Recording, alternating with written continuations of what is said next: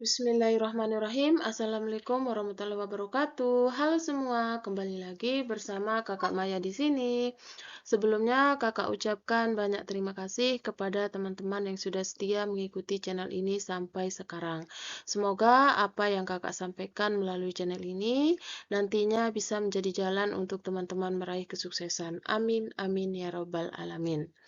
Pada kesempatan kali ini, Kakak akan membahas update soal analis SDM aparatur tahun 2024 untuk part yang kelima.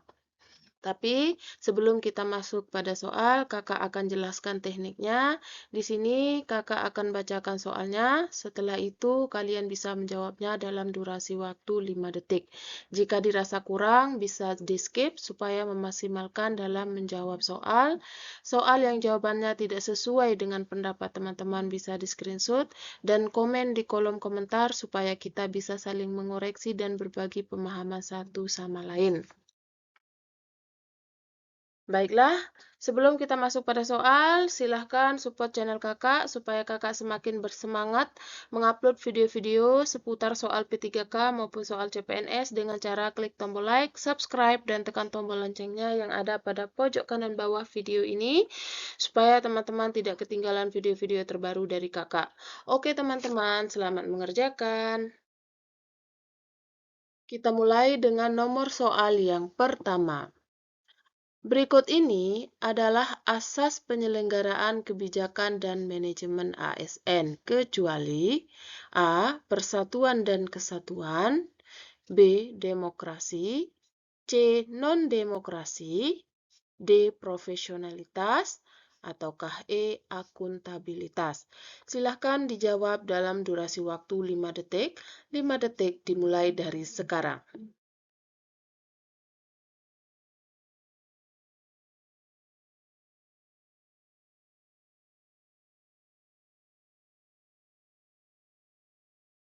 Baiklah, jawabannya adalah B. Demokrasi. Adapun pembahasannya, asas penyelenggaraan kebijakan dan manajemen ASN terdapat dalam Undang-Undang Nomor 5 Tahun 2014 tentang ASN. Penyelenggaraan kebijakan dan manajemen ASN berdasarkan pada asas kepastian hukum, profesionalitas, proporsionalitas, keterpaduan, delegasi, netralitas, akuntabilitas, efektif dan efisien, keterbukaan, non-diskriminatif, persatuan dan kesatuan, keadilan dan kesetaraan, serta kesejahteraan. Sehingga berdasarkan uraian di atas, jawaban yang salah adalah opsi B. Kita lanjutkan dengan nomor soal yang kedua. Persyaratan yang harus dipenuhi dalam pengajuan mutasi yaitu kecuali A. Surat keterangan bebas temuan yang diterbitkan inspektorat di mana PNS tersebut berasal. B. Salinan atau fotokopi sah penilaian prestasi kerja bernilai baik dalam 5 tahun terakhir. C. Surat usul mutasi dari PPK instansi penerima dengan menyebutkan jabatan yang akan diduduki. D. Surat persetujuan mutasi dari PPK instansi asal dengan menyebutkan jabatan yang akan diduduki. Ataukah E. Surat permohonan mutasi dari PNS yang bersangkutan. Silahkan dijawab dalam waktu 5 detik. 5 detik dimulai dari sekarang.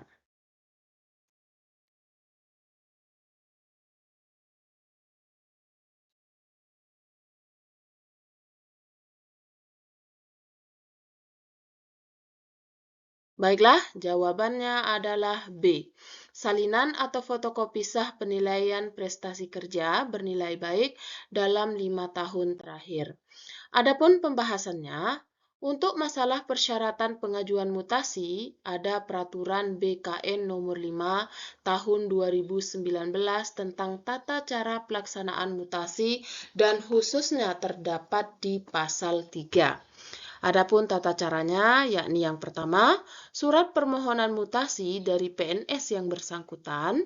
Yang kedua, surat Setujuan mutasi dari PPK instansi asal dengan menyebutkan jabatan yang akan diduduki.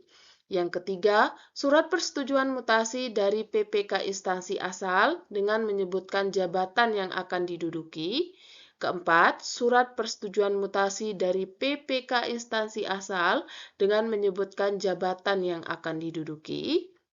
Yang kelima, salinan atau fotokopi sah penilai prestasi kerja bernilai baik dalam 5 tahun terakhir. Dan yang terakhir, surat keterangan bebas temuan yang diterbitkan inspektorat di mana PNS tersebut berasal.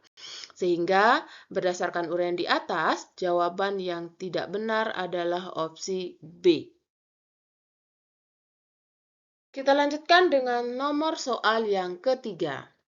Jabatan fungsional dalam ASN terdiri atas A. Jabatan fungsional tertentu dan jabatan fungsional keterampilan. B. Jabatan fungsional keahlian dan jabatan fungsional teknis. C. Jabatan fungsional tenaga kesehatan dan jabatan fungsional keguruan serta jabatan fungsional teknis.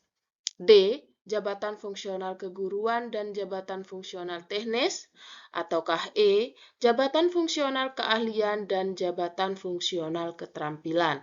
Silahkan dijawab dalam waktu 5 detik. 5 detik dimulai dari sekarang.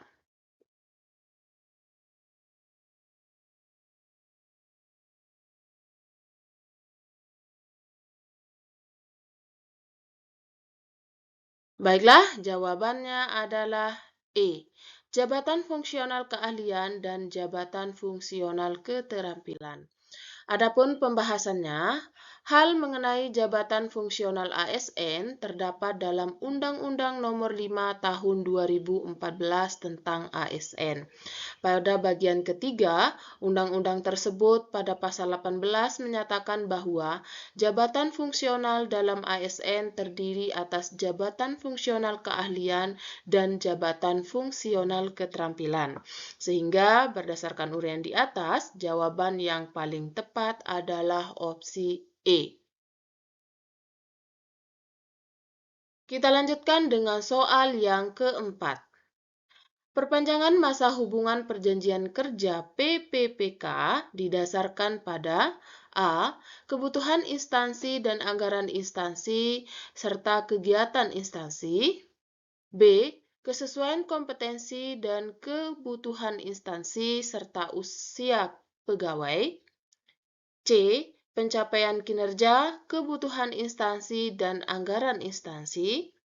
D. Pencapaian kinerja, kesesuaian kompetensi dan kebutuhan instansi. Ataukah E. Pencapaian kinerja, kesesuaian kompetensi dan usia kerja. Silahkan dijawab dalam waktu 5 detik. 5 detik dimulai dari sekarang.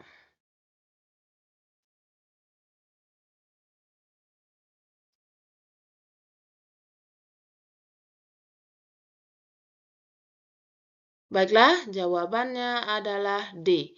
Pencapaian kinerja, kesesuaian kompetensi, dan kebutuhan instansi. Adapun pembahasannya, perpanjangan masa hubungan perjanjian kerja PPPK diatur dalam Peraturan Pemerintah Nomor 49 Tahun 2018 tentang Manajemen PPPK.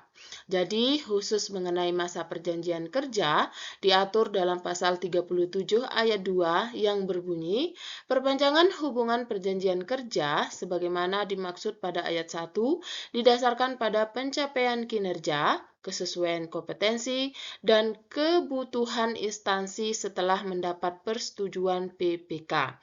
Sehingga berdasarkan uraian di atas, jawaban yang paling tepat adalah opsi D. Kita lanjutkan dengan soal yang kelima. Dalam pengangkatan CPNS menjadi jabatan fungsional dapat melewati perpindahan dari jabatan lain. Untuk perpindahan dari jabatan lain dapat melalui dua cara, yakni perpindahan antar kelompok dan perpindahan antar jabatan. Kedua cara ini disebut A. Pola karir horizontal, B. Pola karir vertikal, C. Pola karir praktis, D. Pola karir menyeluruh, ataukah E. Pola karir terpetakan? Silahkan dijawab dalam waktu 5 detik. 5 detik dimulai dari sekarang.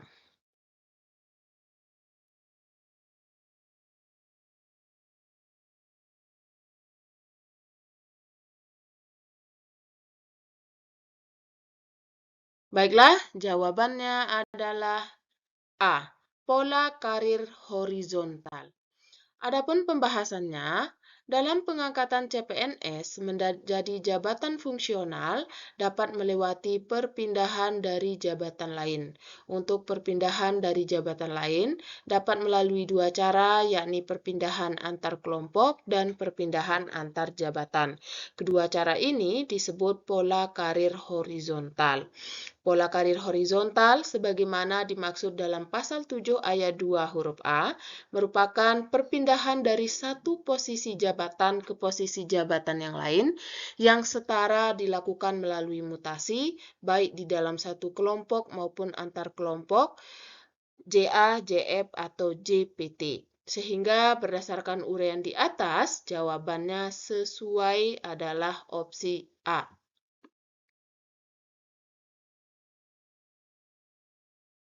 Kita lanjutkan dengan nomor soal yang ke-6. Prinsip kebijakan dan manajemen ASN yang berdasarkan pada kualifikasi, kompetensi, dan kinerja secara adil dan wajar dengan tanpa membedakan latar belakang, ras, warna kulit, agama, asal-usul, jenis kelamin, status pernikahan, umur, atau kondisi kemacetan disebut A. Analisa jabatan, B. Sasaran kinerja pegawai, C. Nilai dasar ASN, D. Sistem merit, ataukah E. Kinerja ASN? Silakan dijawab dalam waktu 5 detik. 5 detik dimulai dari sekarang.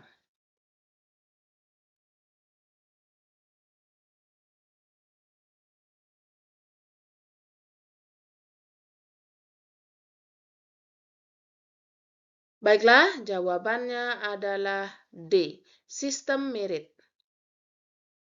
Adapun pembahasannya, penjelasan mengenai prinsip kebijakan dan manajemen ASN yang berdasarkan pada kualifikasi, kompetensi, dan kinerja secara adil dan wajar dengan tanpa membedakan latar belakang politik, ras, warna kulit, agama, asal-usul, jenis kelamin, status pernikahan, umur atau kondisi kemacetan bisa ditemukan di dalam Undang-Undang Nomor 5 Tahun 2014 tentang ASN.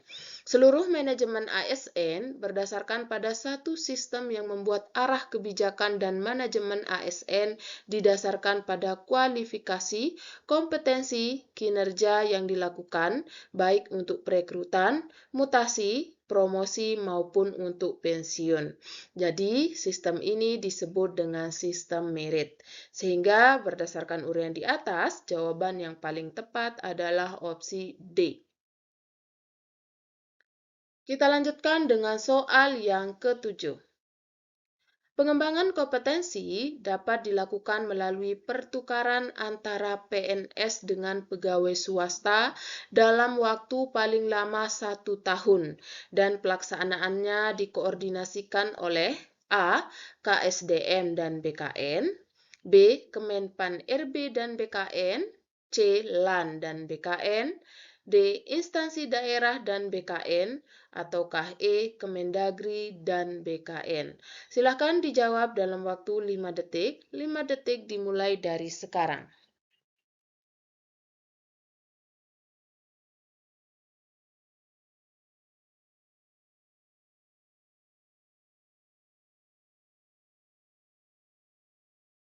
Baiklah, jawaban yang benar adalah opsi C, LAN dan BKN. Adapun pembahasannya, untuk menjawab soal di atas, maka dapat merujuk pada pasal 70 UU nomor 5 tahun 2014 tentang ASN. Di sana dijelaskan bahwa selain pengembangan kompetensi sebagaimana dimaksud pada ayat 1, pengembangan kompetensi dapat dilakukan melalui pertukaran antara PNS dengan pegawai swasta dalam waktu paling lama satu tahun dan pelaksanaannya dikoordinasikan oleh LAN dan BKN. Sehingga berdasarkan uraian di atas, jawaban yang paling tepat adalah opsi C. Kita lanjutkan dengan soal yang ke-8. Dalam hal mutasi PNS antar kabupaten atau kota, antar provinsi, hal ini merupakan kewenangan yang ditetapkan oleh A. Presiden, B. Gubernur Provinsi Tujuan, C. Kepala BKN, D. Menpan RB, ataukah E. Mendagri. Silahkan dijawab dalam waktu 5 detik. 5 detik dimulai dari sekarang.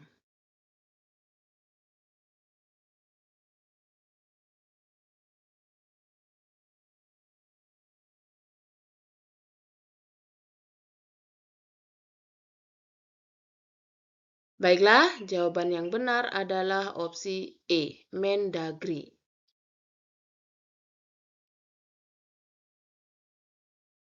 Adapun pembahasannya, berdasarkan pasal 73 Undang-Undang Nomor 5 Tahun 2014 tentang ASN, di mana pasal ini membicarakan mengenai kewenangan mutasi PNS antar kabupaten kota, antar provinsi, dan juga mutasi PNS antar instansi lainnya.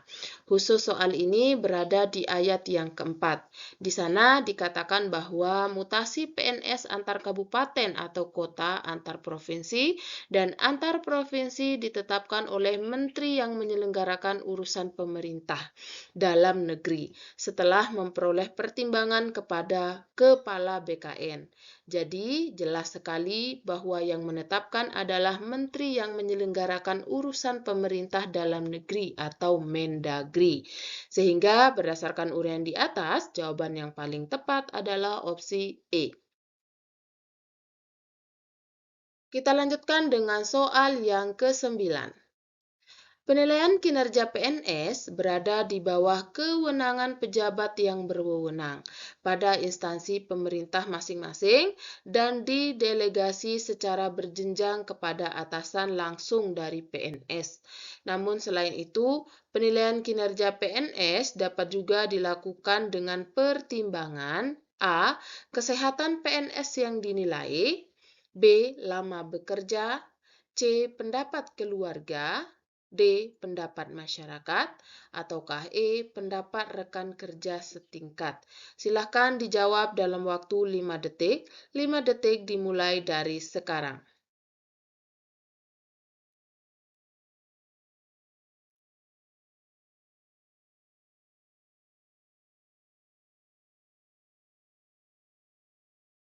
Baiklah, jawaban yang benar adalah opsi E. Pendapat rekan kerja setingkat.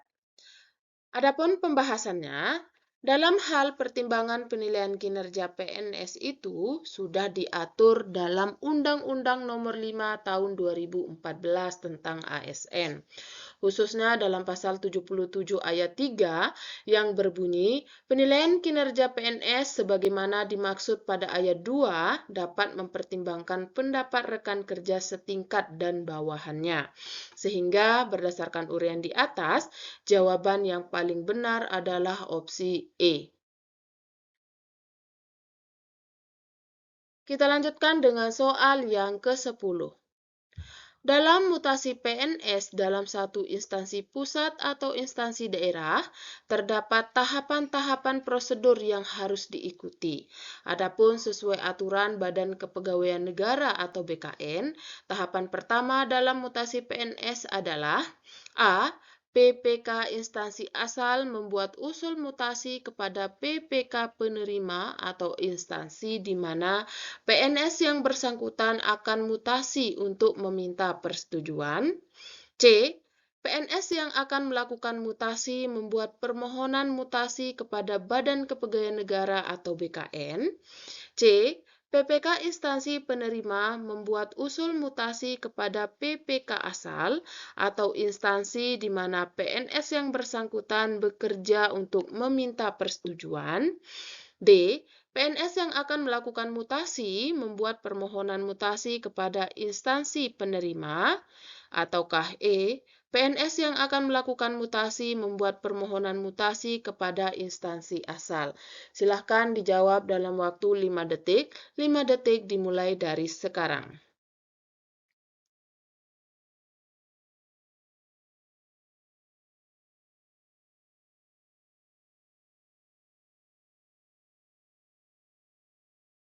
Baiklah, jawabannya adalah C. PPK instansi penerima membuat usul mutasi kepada PPK asal atau instansi di mana PNS yang bersangkutan bekerja untuk meminta persetujuan. Adapun pembahasannya, di soal nomor 4 menyangkut tentang hal teknis mengenai mutasi PNS yang jawabannya merujuk ke Peraturan BKN nomor 5 tahun 2019 tentang tata cara pelaksanaan mutasi. Di pasal 4 Peraturan BKN tersebut dijelaskan prosedur mutasi. Di poin pertama dalam prosedur tersebut dikatakan bahwa PPK instansi penerima membuat usul mutasi kepada PPK asal atau instansi di mana PNS yang bersangkutan bekerja untuk meminta persetujuan. Jadi, jika dilihat dari prosedur ini, dalam hal mutasi itu, PNS bukan mengajukan permohonan terlebih dahulu, tetapi instansi yang akan menerima yang membuat usulan kepada instansi daerah asal pegawai tersebut. Sehingga berdasarkan uraian di atas, jawaban yang paling tepat adalah opsi C. Kita lanjutkan dengan soal yang ke-11. Suatu lembaga yang berfungsi mengawasi pelaksanaan norma dasar, kode etik dan kode perilaku ASN serta penerapan sistem merit dalam kebijakan dan manajemen ASN di instansi pemerintah adalah A. KASN, B. Kementerian Dalam Negeri, C. Menpan RB, D. BKPSDM, ataukah E. BKN? Silahkan dijawab dalam waktu 5 detik. 5 detik dimulai dari sekarang.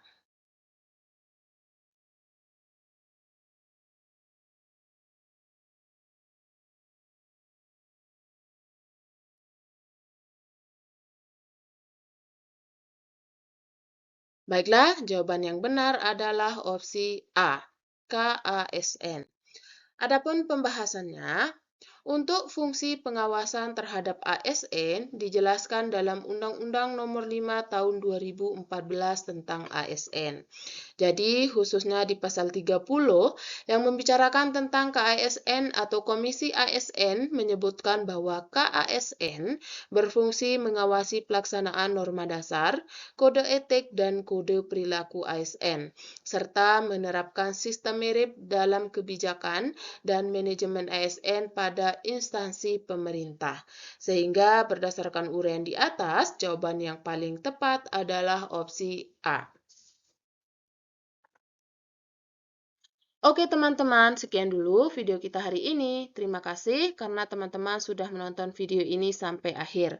Sebelum teman-teman menutup video ini, silahkan sempatkan buat klik tombol like, subscribe, dan tekan tombol loncengnya yang ada pada pojok kanan bawah video ini, supaya teman-teman tidak ketinggalan video-video terbaru dari kakak. Silahkan komen juga di kolom komentar video-video apa yang perlu kakak bahas melalui channel ini. Nanti requestan terbanyak yang akan kakak bahas melalui channel ini. Oke teman-teman, terima kasih. See you next time and bye-bye.